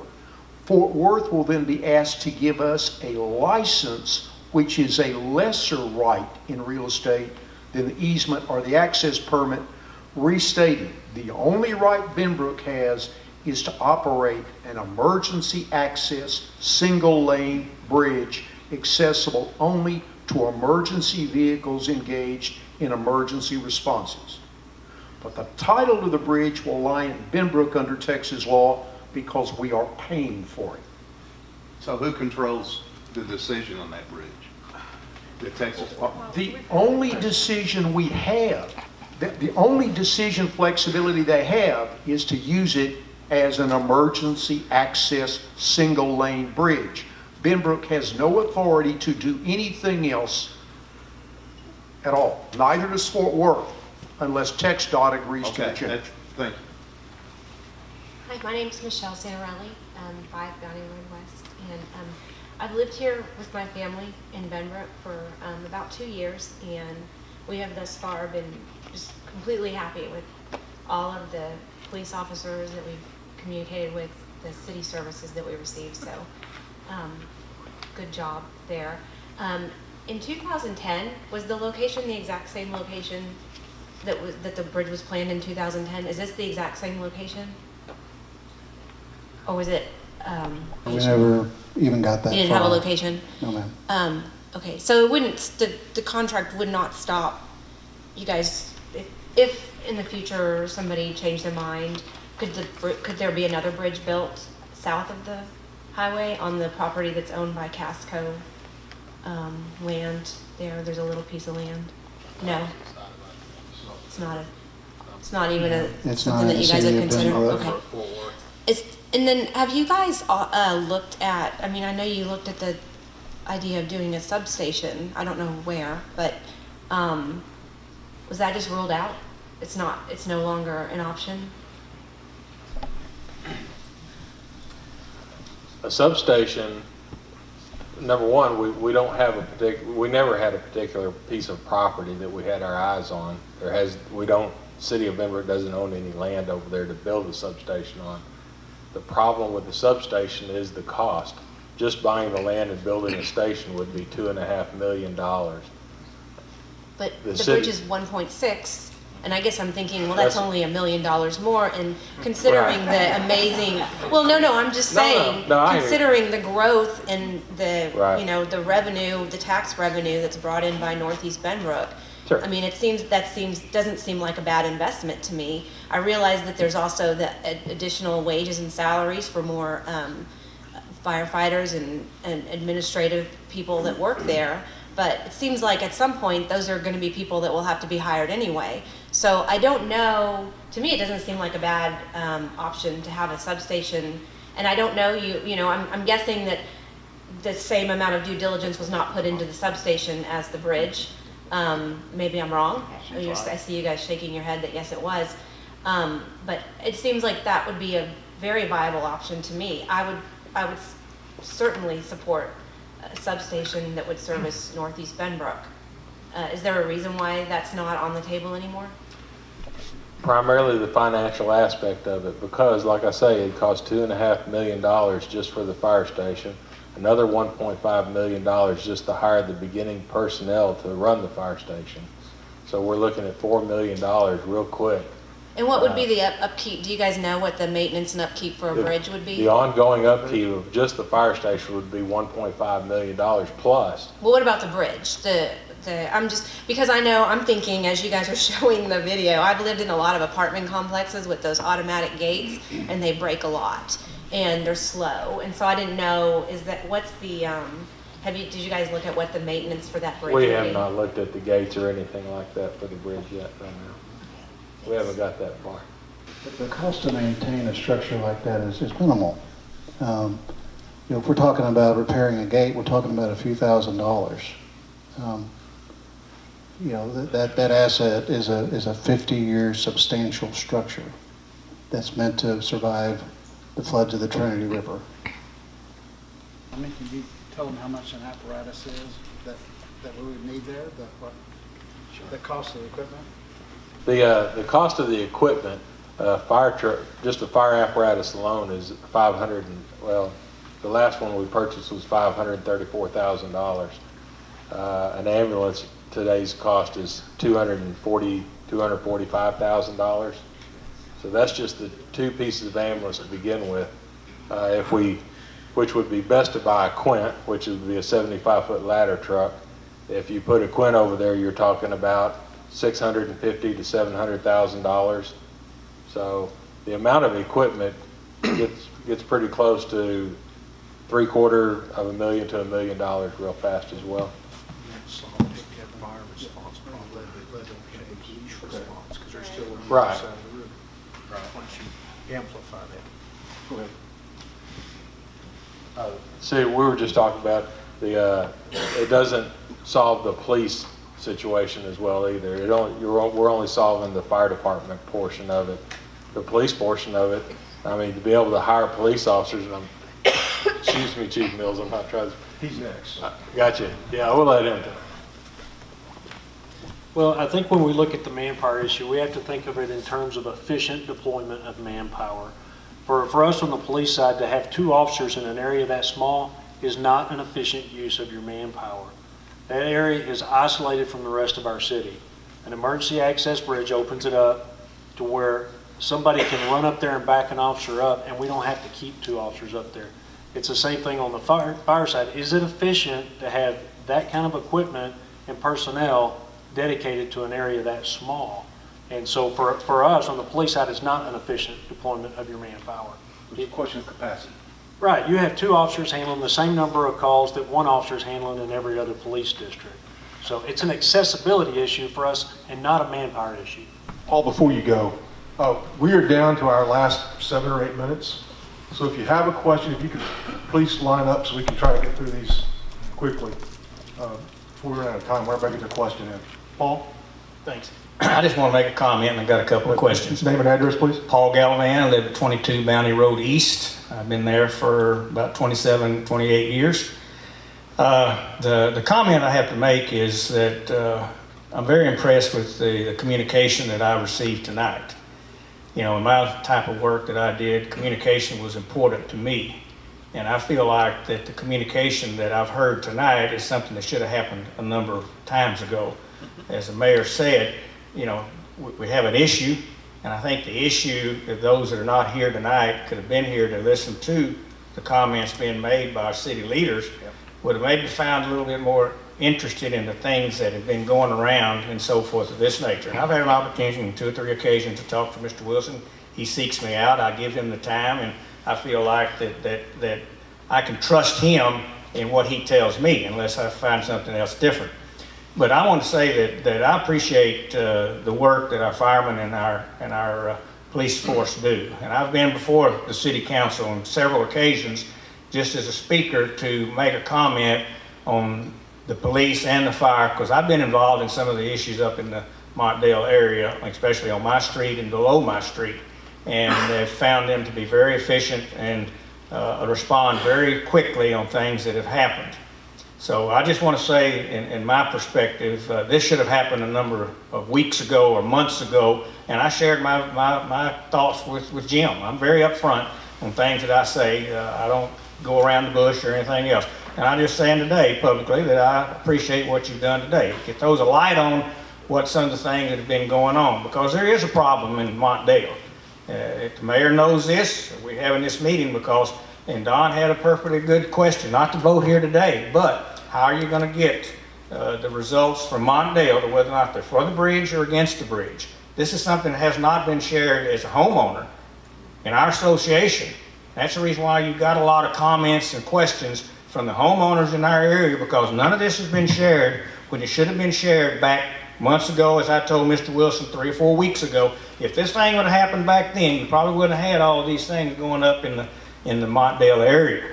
But what you said tonight, I'm sorry that there's not enough people here to hear that and make a decision on themselves to whether or not they're in favor of the bridge or not against the bridge. Now, do they let you know, Mayor, whether or not they feel like what they've heard tonight is something that's going to be spread out by neighbors on what was actually said about the emergency bridge and what the attorney said concerning this is going to be an emergency bridge only, that never will have an opportunity to be a thoroughfare back and forth? And I think this is one of the things that went out in our neighborhood, is they saw this as something that's going to total up the area, especially on Bel Air, coming up Legend, to hit and get off of Bryan Urban Road and possibly Hewlin. So how are you going to know from the Montdale owners, over 200 and some odd owners that live in Montdale, that's going to be affected by this? Are they going to have an input, writing you a letter, email you a letter saying I'm for the bridge or against the bridge? The other thing, as far as the city manager, is there going to be anything in increasing taxes? Is this something that's going to happen to the homeowners in the Benbrook area because of the amount going on? Is that something that's going to happen? Could you address the timing of the communication and the tax question? Well, the timing was based on the fact that we didn't have good information to share with y'all. You don't want us coming with conjecture, well, it might cost $3 million and it might cost $1 million and we don't really know. If it had come back as $3 million, I don't know what the council would have done at that point. So we had information to gather prior to coming to our citizens. And I'm sorry that this has been extremely painful for me. Well, I can understand this. A miserable experience, quite honestly. It's gotten homeowners fighting against each other too. Well, so, that's not a good thing either. And sometimes we're the ones that get in the middle, okay? Yeah. But we got to you as soon as we had good information and good data to share. I'm just sorry that it didn't come sooner, but we tried. Yeah. The second question was taxes. Yeah, we lowered our tax rate again this year. These people are probably laughing because I'm like the cheapest human being on the face of the earth. Probably a good fit for the job that I have. But the answer is no. We cash fund our capital projects. We're going to end up having about $5 million invested in US 377. And all of that was due to us saving over a long period of time to fund that project. That will be the same with the emergency access bridge if council decides to move forward. It's the same with an animal shelter that we're actually just started construction on, replacing a 40-year-old animal shelter with a more humane facility. That's over $2 million worth of capital project just right there. All of that's funded by saving for the future. So if anything, we hope to continue to lower the taxes. When I became city manager, I think our tax rate was close to 80 cents. It's now 64 cents. And when you think about that on a percentage basis, and you compare that to the city of Fort Worth, we're doing pretty well. Well, again, I just want to thank you and for all of you that have given your time today. And Alice, would you like to address the communication from the HOA? Yeah, I would, and I'm trying to not say anything that I shouldn't say. What some of you have seen as inactivity and an unwillingness for your HOA to represent you before the city has actually been prudence on Wes Meyer's part. We all owe him our gratitude because Wes, early on, I believe it was February, maybe March, requested a meeting. And I accompanied him to that meeting and we went with our concerns. And Wes was adamant from the get-go that this be made palatable to all of us. Neither Wes nor I ever supported a public access bridge. The lie has been told that we do. There have been so many other lies told as well. I'm sorry, I shouldn't use this strong language, but it's true and it's been hurtful. I today don't support a public access bridge.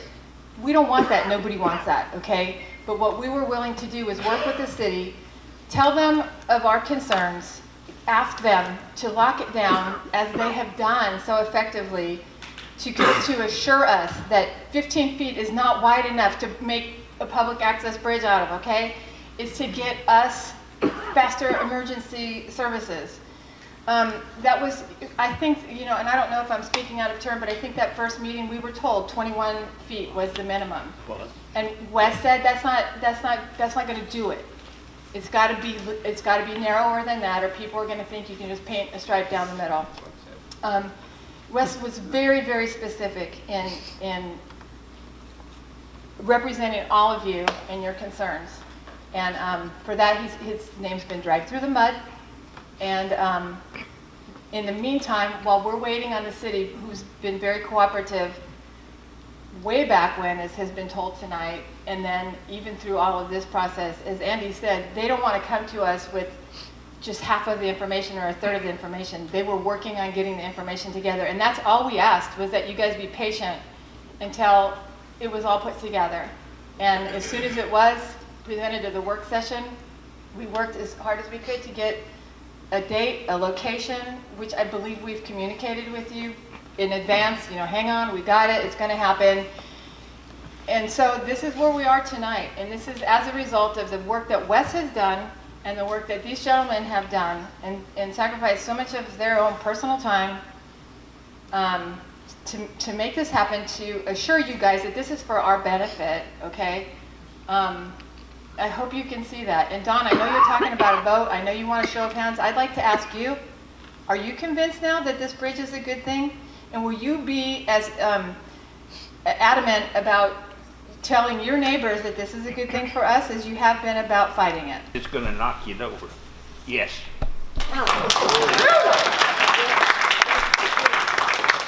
Giggle. Hey, we have time for one more question. Okay, I don't have a question. I just want to say thank you. Thank you, thank you, thank you. I've lived in many places. I've lived 32 years in Montdale, and it's the best place I've ever lived. It's a wonderful neighborhood. It has a wonderful homeowners association. It has incredible police, EMS. Oh God, you all are incredible. It's incredible you're here tonight. This bridge is a win-win for Montdale. It really is. I think we should trust these folks. I'm not even sure. I'm sorry for all your wonderful legal work, but I think we just ought to trust Denbrook to do that bridge. Now, I know there may be some people who don't feel that way, and maybe you get put to work on that, but I think this is a great solution. That flyer you sent out, we need to make sure everybody gets that. And Alice, you make a wonderful, wonderful head of this organization. Wes did a wonderful job, and I think this is a go. That's just Excuse me, could we have your name and address, please? sorry. I'm Sandra Dees. I live at 29 Bounty Road West, and I've used EMS about 4 times in 32 years. I've used the fire department and the police, whole 9 yards. Thank you. And they're great. Well, as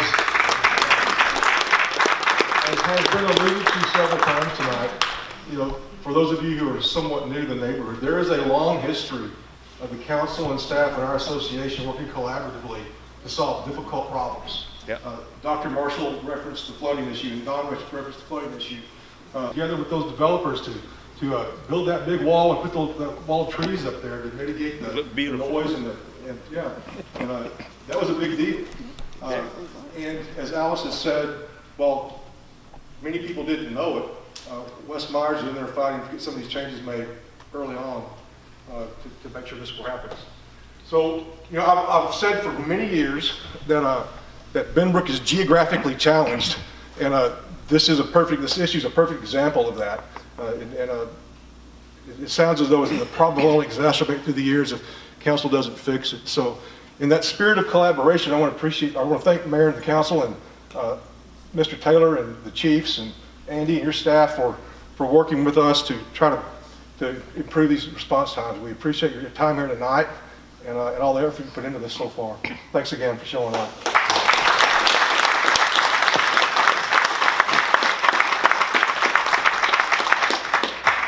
Alice, this is your meeting. I don't know what I'm supposed to do except to remind you all that if you feel like there was a question or a comment that you didn't get to ask or say, we have those index cards. We can give them to Andy and he can take them back, and if you put your name and number on it, he'll contact you and answer you personally. If you want to do it anonymously, that's fine too. You just won't get a response. But I do appreciate each of you here because I feel like this can go a long way towards the healing that needs to begin in our neighborhood. You know.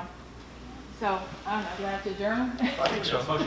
Okay, you know, honestly, is it too sickening to ask you to just give these guys another round of applause for being out on their own time?